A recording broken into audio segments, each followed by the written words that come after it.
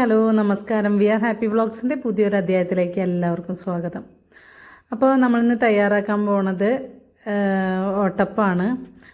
അപ്പോൾ അതിന് വേണ്ടിയിട്ട് 2 ഗ്ലാസ് അരി നമ്മൾ രാത്രി വെള്ളത്തിലിട്ട് കുതിർത്തി വയ്ക്കുക. ഞാൻ ഇടണ വീഡിയോ എൻ്റെ കയ്യിൽ നിന്ന് മിസ്സായി പോയി, അതാണ്. അപ്പോൾ നമ്മൾ രാത്രി വെള്ളത്തിലിട്ട് വയ്ക്കുക. രാവിലെ അരച്ചുണ്ടാക്കുന്ന പലഹാരമാണ് കേട്ടോ. അപ്പോൾ ഞാൻ ഈ ഗ്ലാസ്സിനാണ് എല്ലാം അളന്നെടുക്കുന്നത്. ഈ ഗ്ലാസ്സിന് 2 ഗ്ലാസ് അരിയാണ് ഇപ്പോൾ നേരത്തെ വെള്ളത്തിലിട്ട് വെച്ചത്. ഇനി വേണ്ടത് അതേ ഗ്ലാസ്സിന് 1 ഗ്ലാസ് ചോറ്, പിന്നെ അതേ സെയിം ഗ്ലാസ്സിന് തന്നെ 1 ഗ്ലാസ് തേങ്ങ ചിരകിയതും വേണം. ഇത് മൂന്നും കൂടിയിട്ട് നമ്മൾ രാവിലെ ചേർത്താൽ, ചോറും തേങ്ങയ്ക്ക് രാവിലെ ചേർത്താൽ മതി. രാത്രി അരി വെള്ളത്തിലിട്ട് വെച്ച് രാവിലെ ഇത് മൂന്നും കൂടിയിട്ട് നന്നായിട്ട് അരച്ചെടുത്ത് വരിക. എന്നിട്ട് അതിലേക്ക് ആവശ്യമായിട്ടുള്ള ഉപ്പിട്ടിട്ട് നന്നായിട്ട് ഇളക്കി കൊടുക്കുക. അപ്പോൾ ഇതാണ് അതിൻ്റെ ഒരു പാകം കേട്ടോ. നമ്മൾ അരയ്ക്കണ മാവിൻ്റെ ഒരു പാകം ഇതാണ്. ഇനി വെള്ളം ഏകദേശം കറക്റ്റായി വരാൻ വേണ്ടിയിട്ട് ഒരു ടിപ്പ് പറഞ്ഞുതരാം. നമ്മൾ അരി അരയ്ക്കണതിൻ്റെ ഒപ്പം തന്നെ, അതിൻ്റെ മുകളിലേക്ക് പോകണ്ട, അരിയോടൊപ്പം തന്നെ വെള്ളം എടുക്കുകയാണെങ്കിൽ ഏകദേശം പാകമായിട്ട് കിട്ടും, വെള്ളത്തിൻ്റെ അളവ് പാകമായിട്ട് കിട്ടും. അതേപോലെ തന്നെ തേങ്ങയും ചോറും ഒക്കെ അരയ്ക്കുമ്പോഴും അതിൻ്റെ ഒപ്പം വെള്ളം എടുക്കുക. അപ്പോൾ നമുക്ക് ഇനി ഉണ്ടാക്കാൻ നോക്കാം. ഞാൻ മൺചട്ടിയിലാണ് ഉണ്ടാക്കണം കേട്ടോ. എനിക്ക് വേറെ പാത്രങ്ങളിൽ ഉണ്ടാക്കുമ്പോൾ അതിന് ഇത്രയും പെർഫെക്റ്റായിട്ട് എനിക്ക് കിട്ടാറില്ല. അപ്പോൾ എനിക്കിഷ്ടം മൺചട്ടിയിൽ ഉണ്ടാക്കാനാണ്. അപ്പോൾ ഞാനിത് ഉണ്ടാക്കാൻ വേണ്ടിയിട്ട് മേടിച്ചതാണ് കേട്ടോ ഈ മൺചട്ടി. ചട്ടിയുടെ കളറ് കണ്ടിട്ട് ആരും നെഗറ്റീവ് കമൻ്റ് ഒന്നും ഇടണ്ട. അതൊരു ബ്ലാക്ക് കളറുള്ള ചട്ടിയാണ് കേട്ടോ അത്, മൺചട്ടി. അപ്പോൾ ചട്ടി നന്നായിട്ട് ചൂടാവണം കേട്ടോ.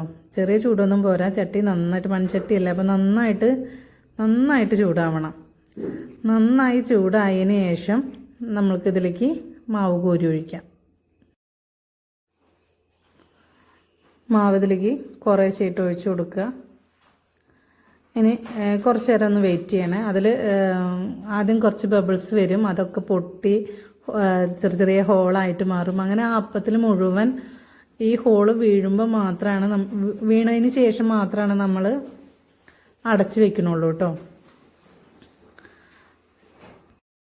ഇപ്പോൾ തീ ഹൈ ഫ്ലെയിമിൽ തന്നെയാണ് ഇരിക്കുന്നത്.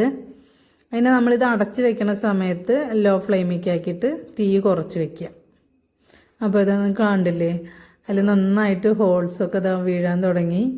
അങ്ങനെ മൊത്തം വീഴട്ടെ കേട്ടോ. മൊത്തം വീണതിന് ശേഷം നമുക്ക് അതൊരു 2 മിനിറ്റ് ലോ ഫ്ലെയിമിലാക്കിയിട്ട് അടച്ചു വയ്ക്കാം.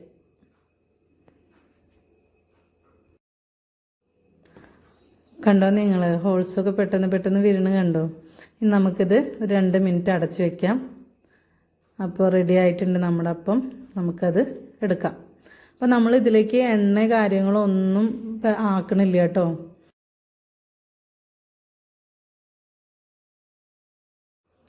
അപ്പോൾ നമുക്ക് ഇനി അടുത്തത് ഒഴിക്കാം. അതും ഇതേപോലെ ഹോൾസൊക്കെ എല്ലാ ഭാഗത്തും വീണതിന് ശേഷം അടച്ചു വയ്ക്കുക. 2 മിനിറ്റ് ലോ ഫ്ലെയിം, ഇപ്പോൾ ഹൈ ഫ്ലെയിമിൽ ഇടണം കേട്ടോ. ഇത് ഒഴിക്കുന്ന സമയത്ത് തീ നന്നായി കൂട്ടി വയ്ക്കുക. കൂട്ടി വെച്ചതിന് ശേഷം മാത്രം ഒഴിക്കുക. അത് കഴിഞ്ഞിട്ട് ഇത് അടച്ചു വയ്ക്കുന്ന സമയത്ത് തീ കുറച്ചിട്ട് അടച്ചു വയ്ക്കുക. 2 മിനിറ്റ് വെച്ചാൽ മതിയാവും. അപ്പോൾ എല്ലാവരും ഒന്ന് ട്രൈ ചെയ്ത് നോക്കുക. കഴിക്കാത്തവരൊക്കെ ഒന്ന് ട്രൈ ചെയ്ത് നോക്കുക. എളുപ്പമല്ലേ. നല്ല ചിക്കൻ കറിയോ കടലക്കറിയോ ഒക്കെ കൂട്ടിയിട്ട് നമുക്കിത് കഴിക്കാം. നല്ല ടേസ്റ്റാണ് കേട്ടോ.